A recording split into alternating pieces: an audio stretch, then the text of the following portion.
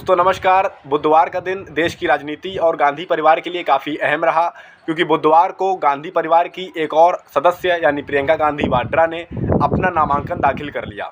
उन्होंने राहुल गांधी द्वारा छोड़ी गई वायनाड सीट पर अपना नामांकन दाखिल किया है। अगर वो वायनाड से जीतकर संसद पहुंचती हैं तो भाजपा को पहले से भी कहीं ज़्यादा परेशानी का सामना संसद में करना पड़ सकता है, क्योंकि पहले से कहीं अधिक मजबूत विपक्ष पहले से ही भाजपा को घेरे हुए है। और ऐसे में अगर गांधी परिवार का ही एक और सदस्य यदि संसद पहुंच जाता है तो ये कहीं ना कहीं भाजपा के लिए बड़े झटके से कम नहीं होगा।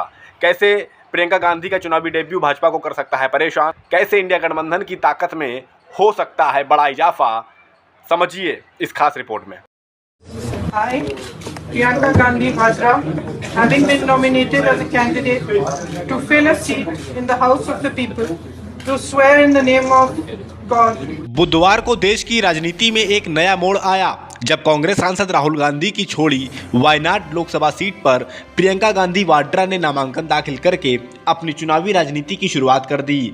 इस तरह एक और जहां परिवारवाद को लेकर कांग्रेस ने भाजपा को एक और मौका दे दिया है, तो वहीं इस मामले में राजनीतिक विश्लेषक प्रियंका का पलड़ा भारी बतला रहे हैं, क्योंकि भारतीय संसद में पहली बार एक या दो नहीं बल्कि गांधी नेहरू परिवार के 3 सदस्य एक साथ दिख सकते हैं। जाहिर है कि राहुल गांधी ने 23 का चुनाव वायनाड के साथ ही रायबरेली से भी लड़ा था, जिसके बाद उन्होंने वायनाड सीट छोड़ दी और रायबरेली से सांसद बने रहे।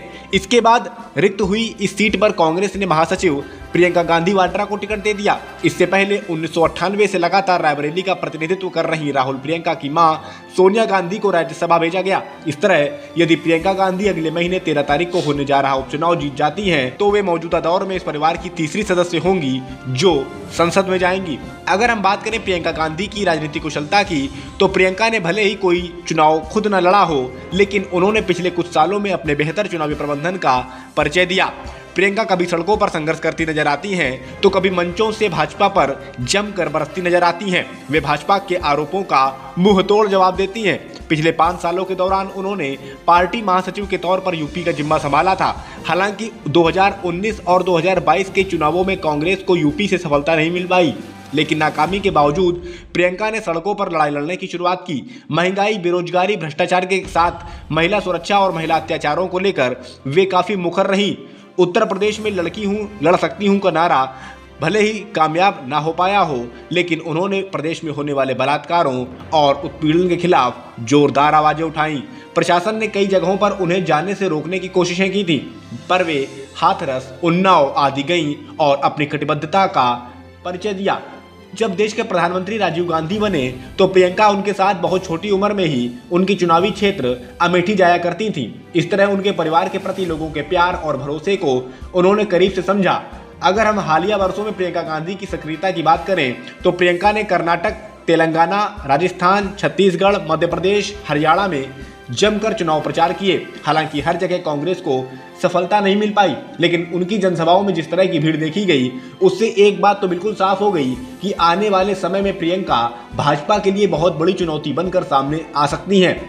हाल ही के लोकसभा चुनाव में भी प्रियंका ने काफी चुनाव प्रचार किया, जिसका असर ये हुआ कि लोकसभा में कांग्रेस की सदस्य संख्या करीब 2 गुनी हो गई।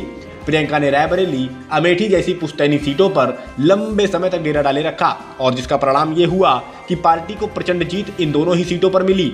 प्रियंका ने अपने भाई राहुल गांधी की भारत जोड़ो यात्रा और न्याय यात्रा के अभियानों में भी खूब सक्रियता दिखाई। मोदी सरकार तथा देश के सबसे बड़े उद्योगपतियों के खिलाफ भी बेखौफ होकर प्रियंका ने अपनी रैलियों में आवाज उठाई। बात करें यदि वायनाड की, तो वायनाड में राहुल गांधी का अच्छा खासा प्रभाव माना जाता है। इसके बावजूद उन्होंने ये सीट छोड़ी, लेकिन प्रियंका के नामांकन जुलूस में जिस तरह का जनसैलाब उमड़ा, उसने ये बता दिया कि चुनावी परिणाम क्या हो सकता है। यानी वायनाड में राहुल के साथ प्रियंका की भी अच्छी खासी लोकप्रियता है, ये इस भीड़ ने बता दिया है। वैसे प्रियंका की लोकप्रियता उत्तर भारत में भी कम नहीं है। उनकी लोकप्रियता का अंदाजा इसी बात से लगाया जा सकता है कि पिछले दिनों एक सभा में खुद राहुल ने कहा था कि यदि प्रियंका वाराणसी से चुनाव लड़ती तो मोदी संसद में नहीं होते। वायनाड में राहुल की ताकत तो उनके साथ होगी ही, जिन्होंने 2019 में 4,10,000 और 2024 में 3,64,000 वोट पाए थे। प्रियंका यदि 13 नवंबर को होने वाले उपचुनाव में जीतकर लोकसभा पहुंचती हैं, तो यह भाजपा विशेषकर मोदी के लिए नई मुसीबत होगी। जो भाजपा अकेले राहुल के संसद के भीतर हमलों से पहले से ही परेशान है, अब वह भाई बहन का दोहरा हमला कैसे झेलेंगे, यह देखना बहुत दिलचस्प होने वाला है।